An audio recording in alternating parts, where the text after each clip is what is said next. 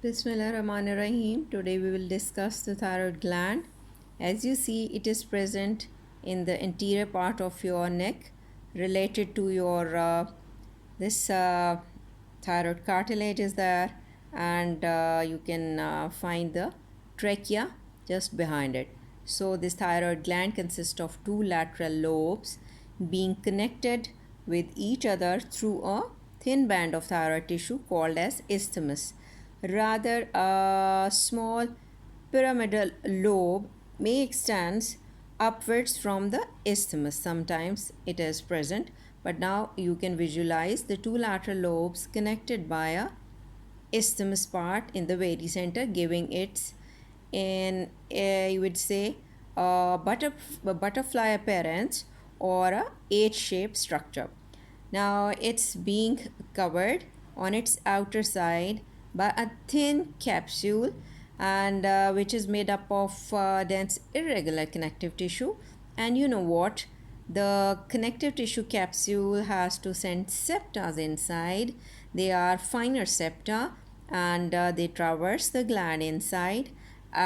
This is meant to divide this whole gland into various lobes and irregular lobules, and definitely it's a passageway, or it will serve as a conduit for that blood vessels, lymphatic vessels, and the nerve fibers. So neurovascular bundle is supposed to pass through the septa which is present inside.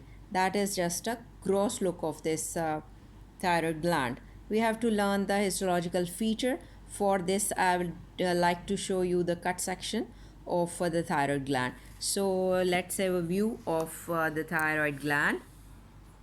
Here you can see that the parenchyma, or the functional part of the thyroid gland, consists of almost 20 to 30 millions of these spherical colloid filled follicles you can now find everywhere. You can see a small cut section of the these blood vessels or fenestrated capillaries are also present on its sides, running in the septa. So let's revise 4 C's regarding the endocrinal tissue. First C is about the connective tissue capsule, which should be on its outer side, made up of dense irregular connective tissue. Then it would definitely sending connective tissue septa. This is the second C, just to remember as a mnemonic, to memorize the things what we are gonna discuss. The third C is regarding the parents of cells that are supposed to produce the hormones. They could be in the form of groups, clumps, clusters, or so. And fourth C is regarding the capillaries that are a must of a endocrinal gland. So here in this thyroid follicle, which you can see that the very center is being filled with a colloid material, showing the what they are carrying. They are having the glycoprotein called thyroglobulin that is being stored inside as a inactive form. And this spherical structure is showing here. You can see a little bit larger view, is made up of simple cuboidal epithelium. This cuboidal epithelium is epithelium which we called that the principal cells, or the follicular cells, or thyrocytes are another name we can give to these follicular cells. Do you know what? The shape of the cell can vary according to the function. If they are in a hypofunctioning state, the cells could be low columnar or towards squamous shape. And when normally you find them functioning, they are of cuboidal shape. And if they are having hyperactivity, they could be attaining the shape of columnar cells. So it means hypofunction could be present as squamous cells, and hyperfunctioning could be present as columnar epithelial cell. So the shape or size of the cell varies with the activity they are supposed to do. These cells, their apical portion show the microvilli. Small microvilli are present here, and the apical region of the cells are connected to each other by junctional complexes. So do you know what the small microvilli, their moderate number, they suggest that these cells function as a absorptive cell and the secretory cell as well. The cytoplasm of these follicular cells consists of abundant rough endoplasmic reticulum, especially there near their basal region, and a well-developed Golgi apparatus is also there in its cytoplasm, along with the numerous mitochondria are also present. All these features, along with the presence of secretory vesicles and the numerous lysozymes, all these are suggestive that this thyroid gland has to produce the thyroid hormones T3, T4. They are meant to store, secrete, synthesize, and later on they will be circulating into your bloodstream. These are the principal cells. Along with these principal cells, we have got another type of cells which are present around the or in between the thyroid follicles. These are cells which are known as parafollicular cells. Parafollicular cells, name shows that something is around the follicular cells, so called as parafollicular cells. They are present in the same basal lamina of this thyroid follicular cells.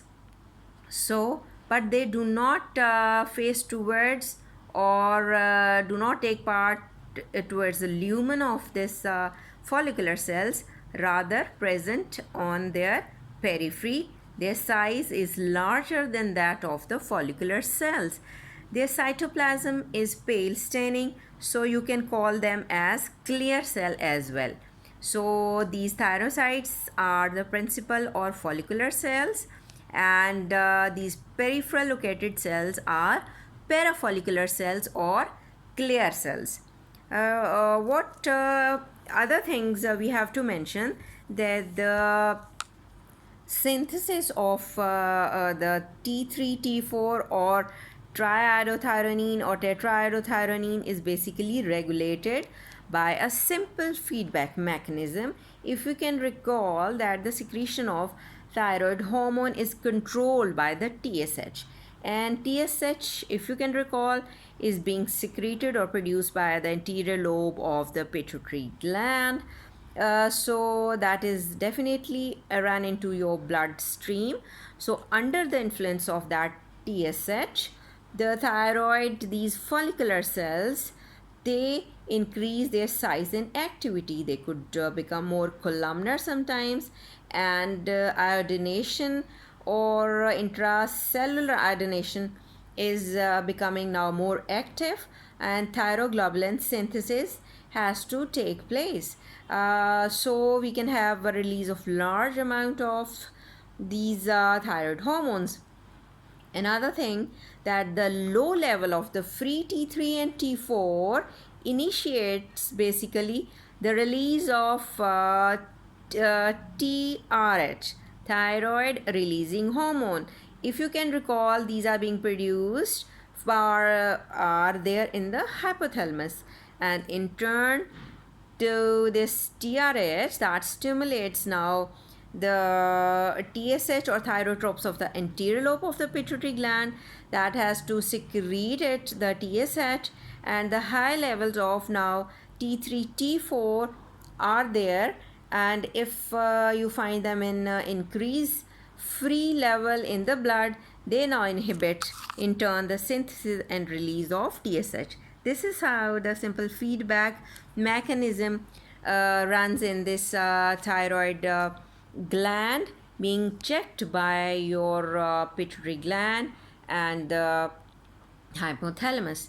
Now, what these parafollicular cells, they are supposed to produce, they are supposed to produce another type of hormone, which is calcitonin. You can recall the name of that hormone, which is being produced by the parafollicular cells, released into the blood capillaries. What they do, this hormone calcitonin lowers your blood calcium level by acting upon these osteoclasts through inhibiting the bone resorption, and also they increase the excretion of calcium and phosphate from the kidney into the urine, so acting as an antagonist to the parathyroid hormone. So these are the hormones present regarding your thyroid gland. Let me show you another picture of the microscopic view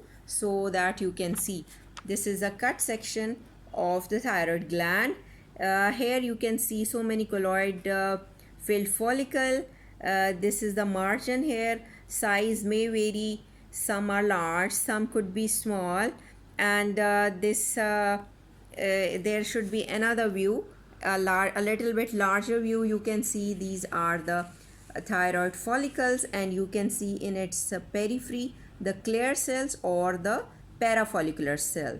Now you can visualize in another this staining, the Mallory trichome, in which you can find these follicular cells, and these larger clear or parafollicular cells are also present here. Do you know what?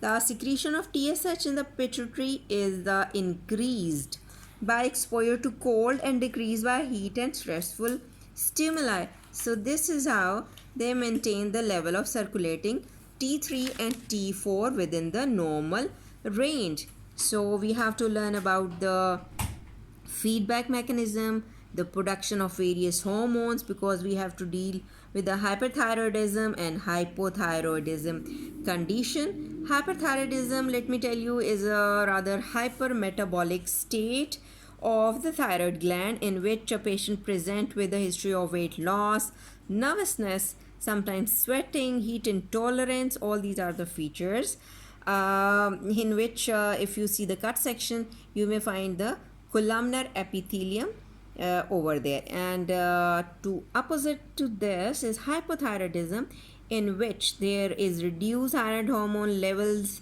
which